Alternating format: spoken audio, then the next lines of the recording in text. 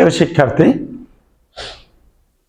আজকে আমরা লজিক পার্টের যে সৃজনশীল তার দ্বিতীয় ক্লাসগুলো নিব।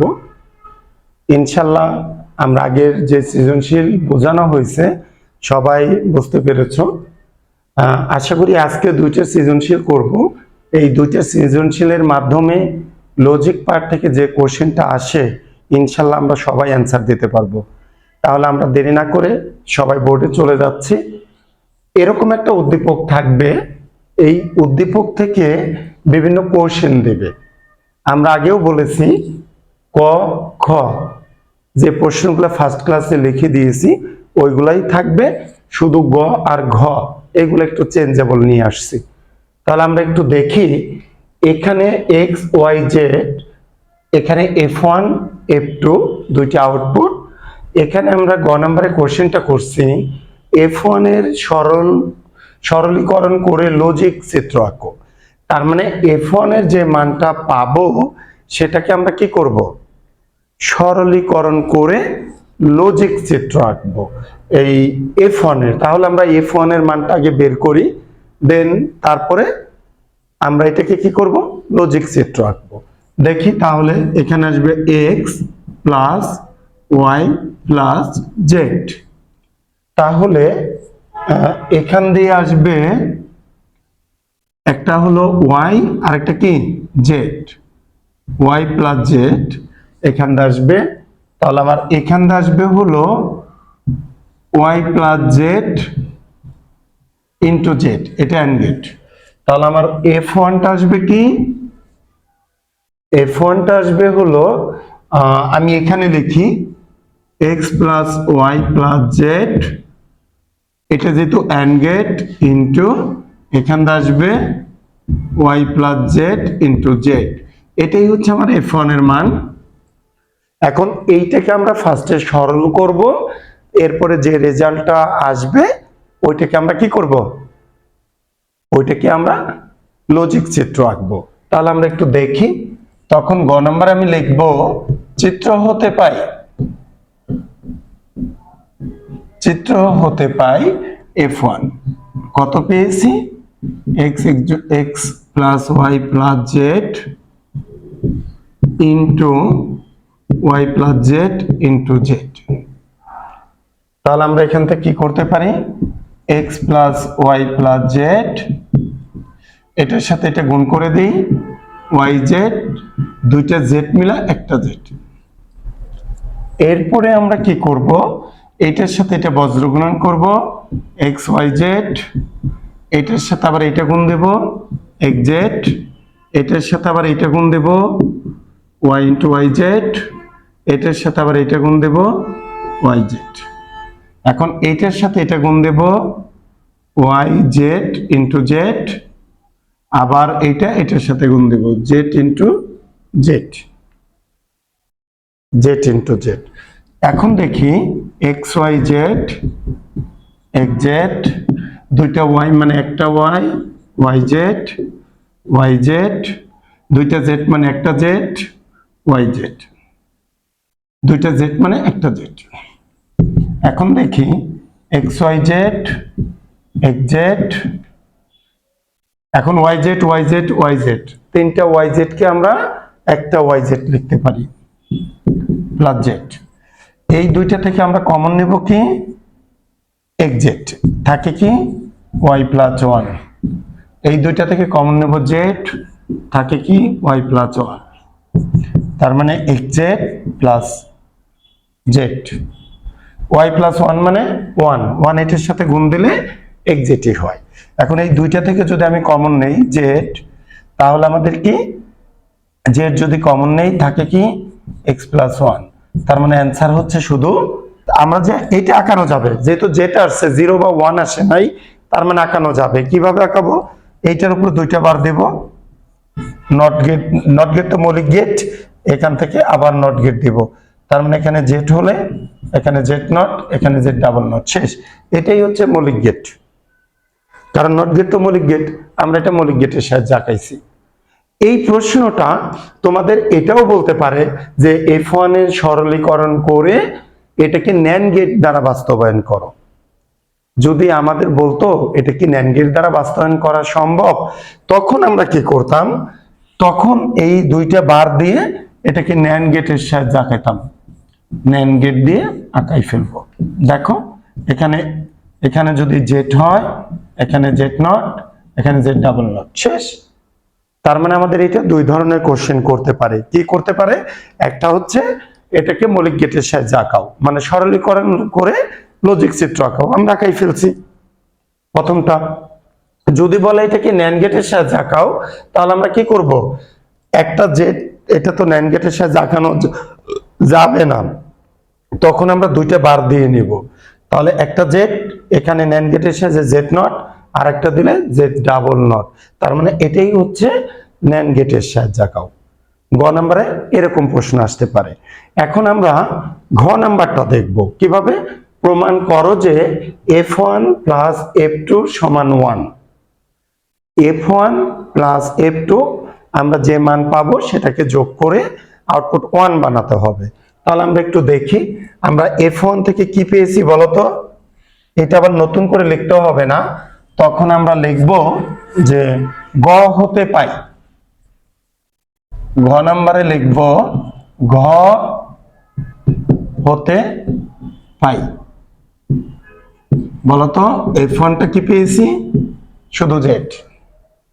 তাহলে আমরা এখন চিত্র হতে পাই, চিত্র হতে f2টা বলো, f2টা কি পেয়েছি আমরা একটু বের করি। এটা তো f1 এর মান ছিল, এখন f2 যদি করি, এটার সাথে f2টা কি এখানে আছে, এটাকে just y plus z into Z, এখানে নট আছে, এখানে শুধু নট করে দেব।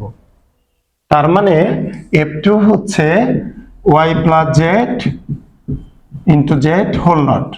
এখন এটাকে আগে আমরা মর্গান করব না, আগে ভ্যালুটাকে ছোট করে নিব, দেন তারপরে মর্গান করব। এর জন্য এটাকে আমরা আগে সরল করে ছোট করে নিব, y জেড, দুইটা জেড মানে একটা জেড। এখন যদি আমি জেড কমন নেই, থাকে কি y প্লাস 1। আমরা ফর্মুলাতে দেখাইছি 1 কারোর সাথে যোগ দিলে 1ই হয়, তার মানে জেড, এই যে y প্লাস 1 মানে 1, 1 এটার সাথে গুণ দিলে জেডই হয়। তার মানে আমরা এখন প্রমাণ করতে বলছে এলএসএস থেকে করি, এলএসএস থেকে কি করব, f1 প্লাস f2 যোগ করো, f1 এর মান পেয়েছি জেড আর f2 এর মান পেয়েছি Z bar, Z plus Z bar যদি যোগ করি আউটপুট কি, জেড মানে 1, জেড বার মানে 0, 0 1 যোগ দিলে 1ই হয়। দেখো আমার আর এসএস 1 চলে আসছে। আশা করি সবাই বুঝতে পারছো। সেম কোশ্চেনটা যদি তোমাকে এরকম বলে যে অথবা f1 ও f2 যোগ করে ন্যান্ড গেট দ্বারা বাস্তবায়ন করা কি সম্ভব, তার মানে f1 আর f2 এর মান যদি আমরা যোগ করি, যে ভ্যালুটা পাবো সেটা কি ন্যান্ড গেট দ্বারা বাস্তবায়ন করা সম্ভব কি, এরকম কোশ্চেন দেবে, ন্যান্ড গেট বা নর গেট দ্বারা বাস্তবায়ন করা সম্ভব কি। এখন আমরা আগেও বলেছি যে একটা গেট বাস্তবায়ন করা তখনই সম্ভব যদি আউটপুট কোনো ভ্যালু আসে, এক্স ওয়াই জেড মানে লেটার জাতীয় আসে, তাহলে যে কোনো গেটকে বাস্তবায়ন করা সম্ভব। কিন্তু যদি আউটপুট সরল করার পর যদি 0 বা 1 আসে, তাহলে সেই গেটটাকে ন্যান্ড গেট বা নর গেট বা মৌলিক গেট দ্বারা বাস্তবায়ন করা পসিবল না। তার মানে কি, আমার অথবা কোশ্চেনটা আমি f1 ও f2 যোগ করে যে ভ্যালুটা পেয়েছি, এই ভ্যালুটা কি 1, অতএব এটাকে বাস্তবায়ন করা সম্ভব না। শুধু এই সরলীকরণ করে দিলেই রেজাল্ট হয়ে যাবে। শুধু নিচে লিখতে হবে কি, যে f1 আর f2 যোগ করে যে মানটা পেয়েছি এটা দিয়ে ন্যান্ড গেট দ্বারা বাস্তবায়ন করা সম্ভব না। ইনশাল্লাহ 4-এর 4ই পেয়ে যাব। আবার যদি দেখো আরেকটা কারণে বাস্তবায়ন করা সম্ভব হয় না, যদি গেটটা সার্বজনীন না হয় তাহলেও বাস্তবায়ন করা সম্ভব না। অনেক সময় বলে একটা চিত্র থেকে আরেকটা চিত্র প্রমাণ করো, দেখা যায় যে চিত্র দিয়ে আঁকাতে বলবে সেই গেটটা নেন বা নর আসে নাই, তখনও বলতে হবে এটা বাস্তবায়ন করা সম্ভব না। তার মানে আমরা বাস্তবায়ন করা সম্ভব না কখন বুঝবো? যে গেটটা দিয়ে বাস্তবায়ন করতে বলবে ওই গেটটা অবশ্যই সার্বজনীন হতে হবে, মানে নেন বা নর গেট হতে হবে। যদি নেন বা নর না হয় তাহলে ধরে নিতে হবে সেটা বাস্তবায়ন করা সম্ভব না। অথবা যাকে বাস্তবায়ন করতে বলবে সেই গেটটার আউটপুট যদি 0 বা 1 আসে তাহলেও আমরা বলবো এটা বাস্তবায়ন করা সম্ভব না। ক্লিয়ার সবাই? এরকম কোশ্চেন গুলো 4 মার্কের আসে, বিশেষ করে কলেজগুলোতে। আচ্ছা, তার মানে আমরা 1 নাম্বার সৃজনশীলটা বুঝে গেলাম। এখন আমরা 2 নাম্বার সৃজনশীলটায় যাব। কখন বলছিলাম একই ভ্যালু সবসময়ই থাকে, আর গ নাম্বার একটু পরিবর্তন করে দিয়েছি। x সমান 1 পেতে ইনপুট কি হবে? আমরা আগের একটা সৃজনশীলে দেখাই আসছি যে f এর মান বা x এর মান 1 পেতে ইনপুট কি হয়। সেই ক্ষেত্রে আমাকে কি করতে হবে? x এর যে ভ্যালুটা এটাকে আগে ভ্যালুটা বের করতে হবে, তারপরে এটাকে সরলীকরণ করা যাবে না, ডাইরেক্ট শতক সারণী করব। শতক সারণী করার পর যে ভ্যালুটা পাবো ওই ভ্যালুটা আউটপুট 1 কয় জায়গায় আসছে তখন তার ইনপুট কি আমরা সেটা বলবো। এখন আমরা x এর মানটা একটু বের করি, দেখি। এটা আসছে a প্লাস এটা আসছে b নট। ওকে, তাহলে এখানে আসবে কি a plus b not into এটা অ্যান্ড গেট, এখানে আসবে কি c নট। তাহলে আমরা একটু x এর মানটা দেখি, x এর মান কি আসছে? এখানে আসবে a plus b nought c not, এটা অর গেট মানে যোগ, আর এখান থেকে আসবে হলো a নট। ওকে, তার মানে আমরা x এর মানটা পেয়ে গেছি। এখন এই x এর মানটাকে আমার কি করতে হবে? শতক সারণী করব। লজিক এই সরল কিন্তু করা যাবে না। শতক সারণী করতে বললে অবশ্যই যেটা যেভাবে আছে ওইভাবে আমাকে শতক সারণী করতে হবে। যদি বলে শতক সারণী করে লজিক চিত্র আঁকো তাহলে আঁকাও, শতক সারণী করব। যদি না বলে যে ফাংশনটা পাবো ওইটাকেই শতক সারণী করব। তাহলে শতক সারণী করার পর x এর মান 1 পেতে ইনপুট কি হবে দেখবো। x এর মান 1 কয় জায়গায় আসছে, তাহলে আমরা একটু দেখি। চিত্র হতে পাই বলতো x এর মান কি পেয়েছি? y plus a plus b bar into c বার, তারপরে যোগ a বার। ওকে, এটাকে কিন্তু সরল করা যাবে না যদি না বলে দেয়, তাহলে আমরা সরাসরি শতক সারণী করব। a b c তিনটা ইনপুট, তিনটার জন্য স্টেপ হবে 8টা 1 0 1 1। এটাকে আবার রিপিট করবে 0 1 0 1 1 0 1 1, আর এখানে কিছুই নাই, সবই 0। তোমরা অবশ্যই মাঝখান দিয়ে দাগ দিয়ে নেবা। তার মানে আগে বি বারের মান বের করব। বি বার মানে 0 1 0 1 1 0 1 0 1 1 1 0 1 0। এরপরে a প্লাস b বার যোগ করব, তার মানে এইটা আর এইটা যোগ করব। 0 1 1 0 1 1 0 0 0 0 0 0 1 1 1 1 1 1। ওকে, এরপরে সি বারের মান বের করব। এটা 0 আছে 1 0 1 0 1 0 1 0। এরপরে আমরা কি করব? এইটার এটা গুণ করব, এইটার এটা গুণ করব। ঠিক আছে, a plus b bar into c bar গুণ করি। 1 1 1 0 0 0 1 0 1 0। ওকে, এরপরে a বার এর মান বের করব। এবার মানে এর বিপরীত, 0 আছে 1, এরপরে 0 0। এরপর আমরা কি করব? এই ভ্যালুটা আর এই ভ্যালুটা যোগ করে দিব। এবার তাহলে এই দুইটা যোগ করে দিই। কোন দুইটা? এইটা আর এইটা 1 1।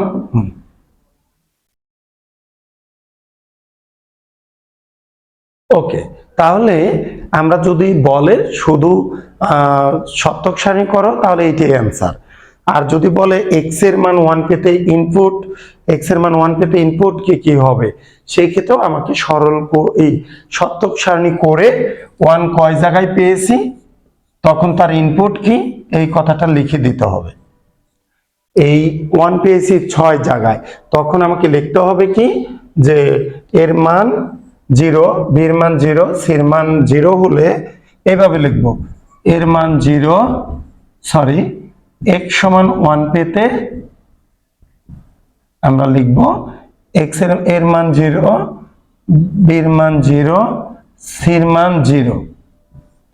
এরপরে এখানে 1, তখন ইনপুট কি এর মান 0, বির মান 0, সির মান 0। এরকম করে মোট 6টা আমরা লিখব, লিখে এখানে লিখব অ্যান্সার। ইনশাআল্লাহ আমরা এইভাবে প্রশ্ন আসলে অ্যান্সার দিতে পারবো। ওকে, এরপরে আমরা যাচ্ছি ঘ নাম্বারটা। ঘ নাম্বারটা কি বলছে দেখি, বলছে y এর সরলকৃত মান মৌলিক গেটের সাহায্যে আঁকো। আমরা এইখানে y এর যে মানটা পাবো এই মানটাকে সরল করার পর সেটাকে মৌলিক গেটের সাহায্যে আঁকাতে হবে। মৌলিক গেট কি কি, and gate, or gate, not gate, এই 3টা গেটের সাহায্যে আঁকাতে হবে। তাহলে আমরা একটু আগে y এর মানটা বের করি। এটা আসছে a নট, এখানটা আসবে c নট। এরপরে y এর মানটা কি হবে, y এর মানটা আমি এখানে লিখি a plus b nought, c nought plus a not, যেহেতু এটা অর গেট আবার অর, এখানটা আসবে কি a nought, c nought. Okay, তাহলে আমরা এখানে লিখব যে ঘ নম্বরে চিত্র হতে পাই y এর মানটা কি পেয়েছি a plus b nought, c nought plus a nought plus a nought, c nought. Okay, তাহলে আমরা এটাকে করে ফেলি, এটার সাথে সরল করব a c not, b nought, c not, a not, a nought, c not. আমরা এখন কমন নেব, কিন্তু কমন নিলে মানটা ভ্যানিশ হতে হবে। যদি ভ্যানিশ না হয় তাহলে কমন নিয়ে লাভ নেই। যেমন আমি এই 2টা থেকে সি বার কমন নিতে পারি, থাকে এ প্লাস বি বার, কিন্তু মানটা ভ্যানিশ হয় না, অতএব এটা নিব না। তাহলে এখান থেকে যদি আমি এ বার কমন নেই তাহলে এটা মান ভ্যানিশ হয়। দেখি কিভাবে, এ সি বার, ও এই 2টাই, ও না এটার সাথে এটা মিলে না। দেখি আমি একটু সরল করে দেখাচ্ছি। এবার যদি কমন নেই 1 প্লাস সি বার, তার মানে a c bar plus b bar c bar plus কি এ বার। এখন দেখি এখান থেকে সি বার কমন নেওয়া যায়, কিন্তু মান তো ভ্যানিশ হয় না। তাহলে আমরা কি করব, তাহলে আমরা কি করব দেখি, এইটাকে এ, এটাকে বি সির সূত্র ফেলবো, মানে এটা এ, তার মানে এটা বিসি ধরবো। আমরা বলে আসছি এ প্লাস বিসি সূত্র হচ্ছে এ প্লাস বি ইন্টু এ প্লাস সি, তার মানে এ বার প্লাস এ বার প্লাস সি বার, তারপরে কি বি বার সি বার। এটা সমান তো 1, এ বার মানে 0, এ মানে 1, 0 1 যোগ দিলে 1ই হয়, 1 এটার সাথে গুণ দিলে এটাই হয়, a bar c bar plus b bar c bar. তাহলে আমি এখান থেকে যদি সি বার কমন নেই থাকে কি 1 প্লাস বি বার, 1 কারোর সাথে যোগ দিলে 1ই হয়, এ বার প্লাস সি বার। আমরা এটাকে এসি হোল বার লিখতে পারি, কিন্তু এটা তখন তো ন্যান্ড গেট হয়ে যাবে, এটা তখন ন্যান্ড গেট হয়ে যাবে। যদি ন্যান্ড গেট হয়ে যায় তাহলে কি আমরা এটাকে মৌলিক গেটের সাহায্যে আঁকাতে পারবো না, ন্যান্ড তো মৌলিক গেট না, এর জন্য আমরা এটাকে মর্গান এইভাবেই রেখে দিব। তাহলে আমরা এখান থেকে আঁকাই কিভাবে, এ নিব, এ নট নিব, এটা না নিলেও হইতো বি নিব, বি নট নিব। ফার্স্টে কোথা থেকে নেব, এ নট, এটা বি না সি, তারপরে সি নট, দুইটা মিলে কি যোগ অর গেট, তার মানে এটাই হচ্ছে এ নট প্লাস সি নট, শেষ। এটাই হচ্ছে আমাদের মৌলিক গেটের সাহায্যে বাস্তবায়ন।